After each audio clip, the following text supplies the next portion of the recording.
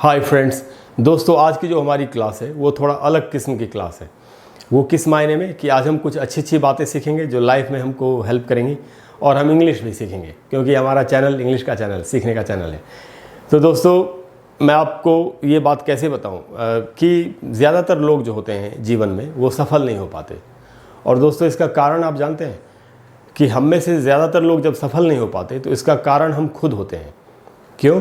क्योंकि हम तर्क करते हैं बहुत ज़्यादा, या हम जब दूसरे लोगों के साथ बात करते हैं, यानी कि जब हम उनकी राय लेते हैं, तो वो भी हमको तर्क करके बहुत सी बातें ऐसी बताते हैं जो शायद कभी होती नहीं। जैसे अगर आपको कोई बिज़नेस शुरू करना है या आपने एक गोल अपने लिए मन में रखा है कि मुझे ये काम करना है, जैसे आपको अगर IAS बनना है या IPS बनना है और आप ये एक बड़ा गोल है और आपने ऐसा सोचा, तो हम में से ज़्यादातर लोग तो ये सोचते ही नहीं कि मैं बन भी सकता हूँ। या अगर हम दूसरों से राय लें उनकी, तो 10 में से 7 या 8 लोग आपको यही कहेंगे कि आपसे नहीं होगा, अरे यार ये तो बहुत मुश्किल है। कोई नया बिज़नेस शुरू करने की बात कहें, अगर आप अपने दोस्तों से करें तो 10 में से 8 या 9 लोग आपको मना करेंगे, वहाँ मत चलाओ, वहाँ तो ये ऑलरेडी पहले से है, या इस तरह की चीज़ें अब कहाँ चलती हैं, अब तो सब कुछ ऑनलाइन हो गया, दुनिया भर की बातें। तो दोस्तों रैशनलाइज करते हैं हम लोग, और हमको रैशनलाइज नहीं करना चाहिए। रैशनलाइज एक वर्ड है इंग्लिश में जो मैंने यहाँ पर लिखा है, नेवर रैशनलाइज। रैशनलाइज में दोस्तों ये Z लिखा है मैंने, ये अमेरिकन इंग्लिश है, S लिख देंगे वहाँ पर तो ये ब्रिटिश इंग्लिश हो जाएगा। तो रैशनलाइज का मतलब है तर्क से किसी बात को सही साबित करना, युक्ति संगत कह सकते हैं आप, कि तर्क से या युक्ति से किसी बात को सही साबित करना, कोई ऐसी बात सोच लेना जो शायद होती नहीं।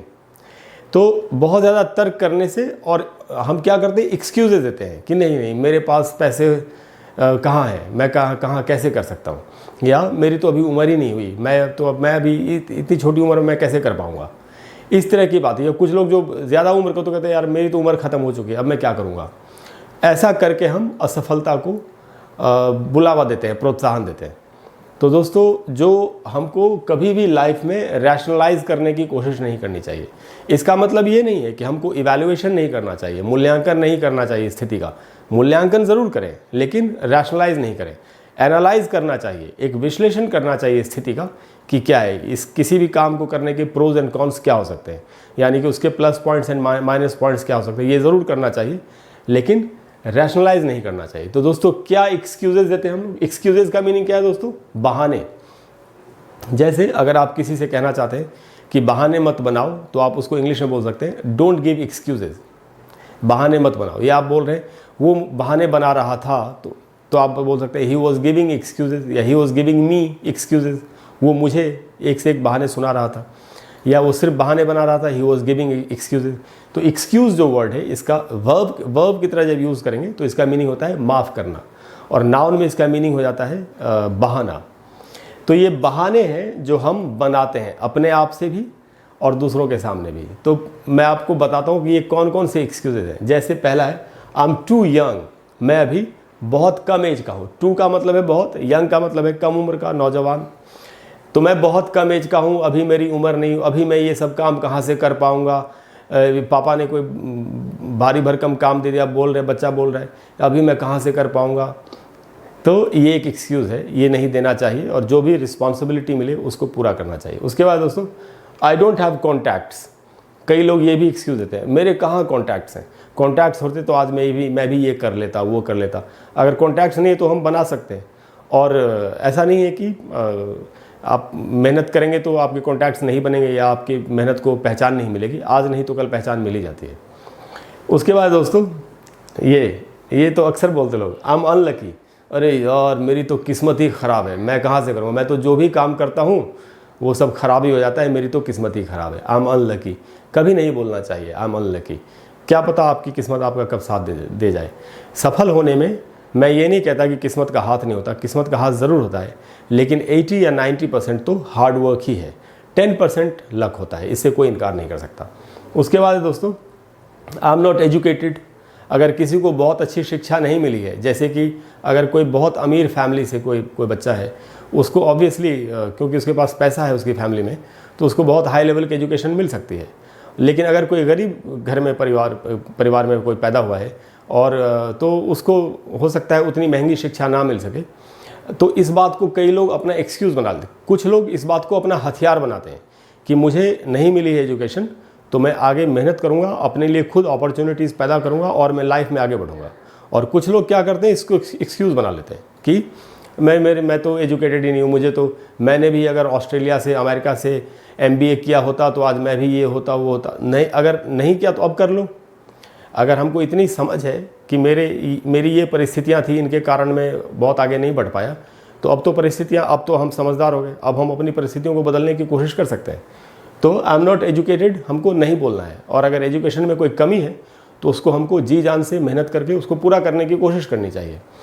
दोस्तों, जो बिल्कुल सीधी मतलब ऐसी सड़क पर जिसमें कोई गड्ढे नहीं है, उस पर तो गाड़ी कोई भी चला सकता है, लेकिन जो सड़क गड्ढों से भरी हुई है, ऊबड़ खाबड़ है, उस पर जो गाड़ी चला ले वही मर्द का बच्चा है। तो ऐसा नहीं है कि हमको ब्रेड और बटर सामने रखा रहेगा तभी हम पढ़ाई करेंगे, तभी हम ज़िंदगी में आगे बढ़ेंगे। अगर मुश्किलें हैं और उन मुश्किलों में जो आगे बढ़ सकता है वही सच्चा आदमी है। तो इस बात को याद रख के हमको लाइफ में आगे बढ़ने की कोशिश करनी। उसके बाद दोस्तों, I am not good looking. Good looking का मतलब है अच्छा दिखने वाला। तो कुछ लोग ये भी कहते हैं कि मैं उतना हैंडसम कहाँ हूँ, मैं खूबसूरत नहीं हूँ। अगर मैं खूबसूरत होता, या लड़के या लड़कियाँ सब बोल सकते हैं कि अगर मैं सुंदर होती तो ये हो जाता, या लड़का बोल सकता है अगर मैं सुंदर होता तो इतना ये हो जाता वो हो जाता। ऐसा कुछ नहीं है। बेसिकली जो सच्चे इंसान होते हैं वो आदमी को उसके गुण से पहचानते हैं। जब तक आदमी युवावस्था में होता है, नौजवान होता है, जवान होता है, तब तक ही उसकी सुंदरता रहती है। उम्र ढलने के बाद सुंदरता ख़त्म हो जाती है। तब फिर क्या हमारे काम आता है? जो गुण हमने अर्जित किए थे वही हमारे काम आते हैं। जो एजुकेशन हमने हासिल की, या जो स्किल्स, जो कुशलताएं हमने हासिल की, वही हमारे काम आती है। और हमारे साथ जितने भी लोग जुड़े हुए हैं वो उनके काम भी वही चीज़ें आती हैं। इसलिए सुंदरता का कोई इंपॉर्टेंस है ही नहीं, नहीं के बराबर है। इसीलिए हमको गुड लुकिंग की तो चिंता करनी ही नहीं है। और दोस्तों, दूसरे एक्सक्यूजेस क्या है, दूसरे बहाने क्या है? जैसे कुछ लोग बोलते हैं I don't have enough time. Enough का मीनिंग है दोस्तों पर्याप्त, जो पर्याप्त मात्रा में हो। तो कुछ लोग कहते हैं कि मेरे पास तो समय ही नहीं है, मैं क्या करूं? दोस्तों, समय नहीं है तो समय निकालना पड़ेगा। टाइम मैनेजमेंट करके एक चीज़ होती है। 24 घंटे भगवान ने सबको दिए हैं, मुकेश अंबानी को भी और मुझे और आपको भी। अब हमारे ऊपर डिपेंड करता है ना कि हम अपने टाइम को कैसे मैनेज करें। तो इसके लिए आपको एक रूटीन बनाना चाहिए और अपने हर सेकंड का, हर मिनट का आपको हिसाब रखना चाहिए कि इतनी देर से इतनी देर तक मुझे ये काम करना है, इतनी देर से इतनी। जब तक एक प्लान्ड वे में, एक प्रॉपर तरीके से काम को नहीं किया जाएगा, आदमी कैसे कामयाब होगा? इसीलिए ये एक्सक्यूज़ भी नहीं देना है हमको। I don't have enough money, मेरे पास पैसे नहीं है। धीरू भाई अंबानी ने इतना बड़ा साम्राज्य खड़ा कर लिया, बिल गेट्स ने इतना बड़ा साम्राज्य खड़ा कर लिया। क्या ये लोग किसी अरबपति घर में पैदा हुए थे? नहीं, ये सब बहुत गरीब घरों में पैदा हुए थे। ये आज जितने भी लोग बड़े बने हैं उनमें से 99.9% लोग गरीब घरों में पैदा हुए थे। उन्होंने ये एक्सक्यूज़ नहीं दिया और वो मेहनत करते रहे और फिर एक दिन वो कामयाब हो गए। तो इसीलिए ये एक्सक्यूज़ देना बेकार की बात है। वैसे भी कहते हैं कि पैसा आता नहीं, कमाया जाता है, रास्ता मिलता नहीं, बनाया जाता है। उसके बाद दोस्तों, I am not smart enough, मैं उतना होशियार नहीं हूँ, मेरा उतना दिमाग चलता तो मैं भी ये कर लेता वो कर लेता। अगर आदमी इतना स्मार्ट है कि ये बात सोच सके तो फिर वो बहुत स्मार्ट है, वो कुछ भी कर सकता है। इसीलिए अपने आप को हमेशा स्मार्ट मानने में कोई बुराई नहीं है। दूसरों को नीची नज़र से नहीं देखना चाहिए, लेकिन अपने आप को सबसे अच्छा भी समझना चाहिए। सुबह से लेकर रात तक कम से कम 100 बार अपने आप से कहना चाहिए I am the best, I am the best. ये पॉजिटिव सेल्फ टॉक है, ये करने से बहुत फ़ायदा होता है। तो स्मार्ट नहीं है कोई, ये कोई नहीं जानता। भगवान ने हम सबको बराबर बना के भेजा है, हमारे ऊपर डिपेंड करता है कि हम अपने दिमाग को, अपनी बुद्धिमत्ता को कैसे इस्तेमाल करते हैं। उसके बाद दोस्तों, द इकॉनमी इज़ बैड, अर्थव्यवस्था ही ख़राब है। अरे यार इतनी बुरी हालत है, कैसे होगा, क्या होगा? सारी इकॉनमीज अच्छी बुरी चलती रहती हैं। पैसे कमाने वाले कमा ही लेते हैं, कामयाब होने वाले हो ही जाते हैं। इसीलिए इसका कोई बहुत ज़्यादा रोना हमको नहीं रोना है। हाँ, मैं ये नहीं कहता कि अर्थव्यवस्था एकदम ही ख़त्म हो चुकी है तो अब उसमें भी कोई आदमी बहुत कुछ कर लेगा। कुछ परिस्थितियाँ ऐसी होती हैं जिनको टाला नहीं जा सकता। लेकिन मेरा ये कहना है कि जिस आदमी के मन में ये भावना घर कर चुकी है कि मुझे कामयाब होना ही है, चाहे उसके लिए मुझे कुछ भी करना पड़े, तो फिर उसके लिए कोई चीज़ मायने नहीं रखती, वो कामयाब होकर रहेगा। उसके बाद दोस्तों, ये भी एक एक्सक्यूज़ है बहुत ही, जो बहुत ज़्यादा लोग बोलते हैं, if only I didn't have a family, कि यार इतनी बड़ी फैमिली नहीं होती, मेरे सिर पे इतनी रिस्पॉन्सिबिलिटी नहीं होती तो आज मैं भी कामयाब हो गया होता। तो दोस्तों, रिस्पॉन्सिबिलिटी लेनी चाहिए, अगर नहीं मिले तो मांग के लेनी चाहिए। क्यों? क्योंकि इससे आपके अंदर मैच्योरिटी, रिस्पॉन्सिबल होने की भावना, ये सारी चीज़ें आती है और आपका व्यक्तित्व जो निखरता है। जब तक आदमी लोहा नहीं लेगा परिस्थितियों से, वो कैसे निखरेगा? जब तक चाकू को तेज़ नहीं किया जाएगा घिस के, वो उसकी धार कैसे तेज़ होगी?